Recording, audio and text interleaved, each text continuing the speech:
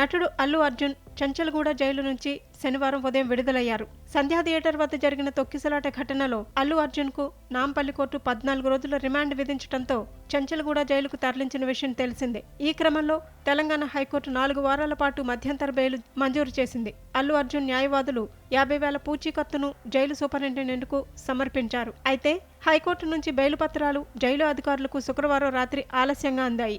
దీంతో అల్లు అర్జున్ రాత్రంతా జైల్లోనే ఉండాల్సి వచ్చింది. శనివారం ఉదయం చంచల్గూడ జైలు వెనుక గేటు నుంచి అల్లు అర్జున్ ను పోలీసులు విడుదల చేశారు. ఎస్కార్ట్ వాహనం ద్వారా ఆయన్ను పంపించారు.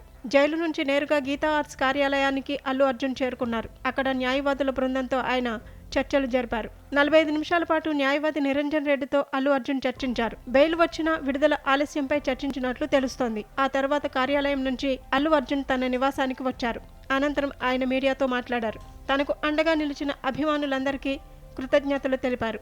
ఈ సందర్భంగా అల్లు అర్జున్ తాను చట్టాన్ని గౌరవించే పౌరుణ్ణి అని, చట్టానికి కట్టుబడి ఉంటానని తెలిపారు. బాధిత కుటుంబానికి మరోసారి సానుభూతి తెలుపుతున్నా.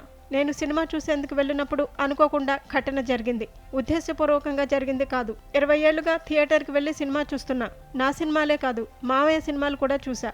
బాధిత కుటుంబానికి జరిగిన నష్టం పోడ్చలేనిది. అభిమానం, ప్రేమతో అండగా నిలిచిన ప్రతి ఒక్కరికి ధన్యవాదాలు. నేను బాగున్నాను. ఎవరూ ఆందోళన చెందవద్దు అని అల్లు అర్జున్ పేర్కొన్నారు. తన నివాసానికి చేరుకున్న అల్లు అర్జున్ కు కుటుంబ సభ్యులు దిష్టి తీసి స్వాగతం పలికారు. తన కుమారుడు, కుమార్తెని ఎత్తుకొని అల్లు అర్జున్ భావోద్వేగానికి గురయ్యారు. సతీమణి స్నేహ అల్లు అర్జున్ చూసి కన్నీటి పర్యంతమయ్యారు.